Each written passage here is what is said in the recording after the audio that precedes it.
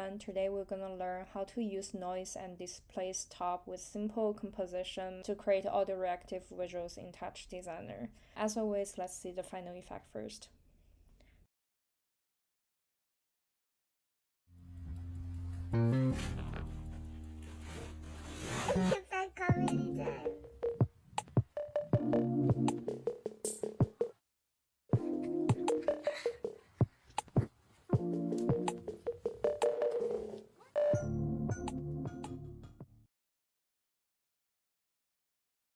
Now let's dive into the network. I will explain the overall structure and then show you the exact parameters I'm using for those visuals. We can understand the project in three parts. The first is the audio part, and the second is the main visual part.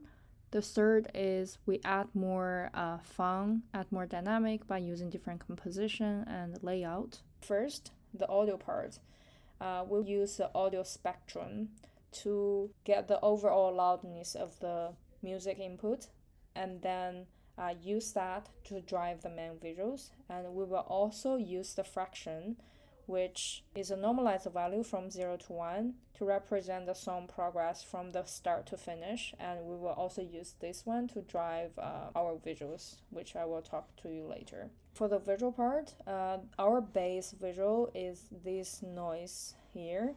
And to create that, I add 5 different noise connected to a switch, and I turn on the blend between inputs to get a smooth transition between them. And then to add the line texture to our noise, we will use a displace and create the line texture and use a displace to add on top of our noise.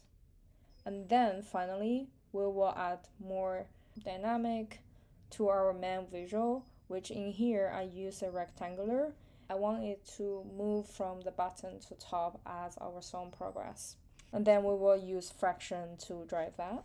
In the end, I'm adding the rectangular on top of our main visuals and add a different layout, different colors.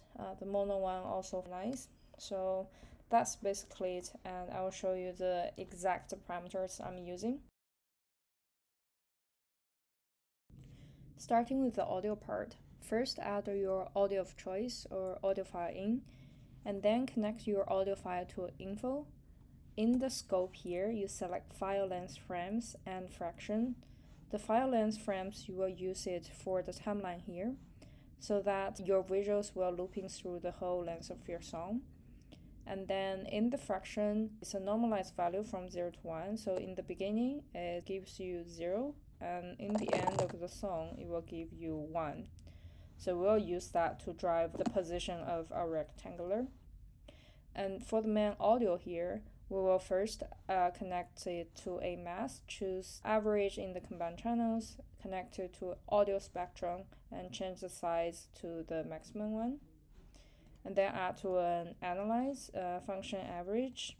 And then in here, connect it to a trail. You can see its value from 0 to 0.6, for example. But then we want to normalize it to 0 to 1 so that later it's easier for us to map to a different visuals. To do that, you need to add a envelope width to 10, and connect it to a mask and combine chop to device. And remember the envelope should underneath the analyze. Then we can add to a null and rename to audio 0 to 1. Add a filter to make the visual more smooth, and filter width, you always experiment with your music. And then I'll just add to another null and call it smooth audio and use it to drive other parameters. Next, let's check out the main visual part.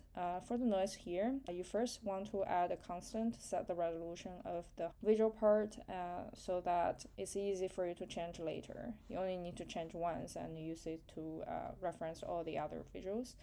For the noise here, we first chop the reference to the resolution, and the parameters I'm using are this, and this is the second one, the third one, the fourth one, and then the last one. Remember in here, change to 30 dB flow mono to give you more sharp and grain noise. And then connect it to a switch. For the switch here, I want to loop in these 5 different noise. And to do that, I need a pattern chop. Why pattern? Because I want to have the range from the first one to last one, and then looping back to the first one. So I need a range from 0 to 4, and then 4 to 0. And pattern will give me this loop. So in the length here, I choose 600, and in the type, I choose triangle. And then I chop the reference to here. I also add our audio input to it.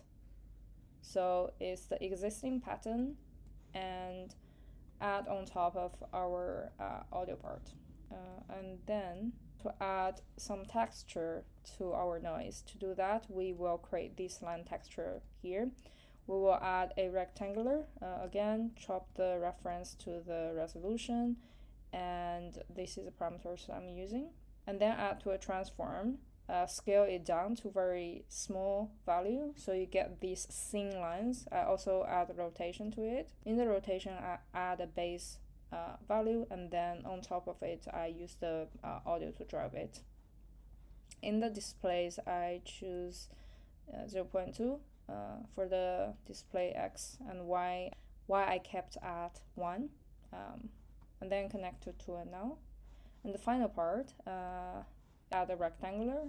Again, chop the resolution, and I change the color and change the size. What else? Add to a transform. Here we use the fraction, which is 0 to 1, to drive the position of the ty of our rectangular.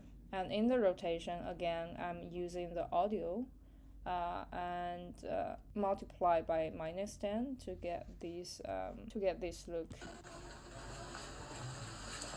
So we're moving with our audio inputs. And then finally, I connect our base image and our rectangular with a composite. Operation choose negate, then lay out differently, and also add a mono to get a different color, and then you can combine them together and record. That's the whole network. I hope you find it simple and useful, and if you want to see more of the audio visual tutorial, you can subscribe to my channel, and I will post once a week. See you next time.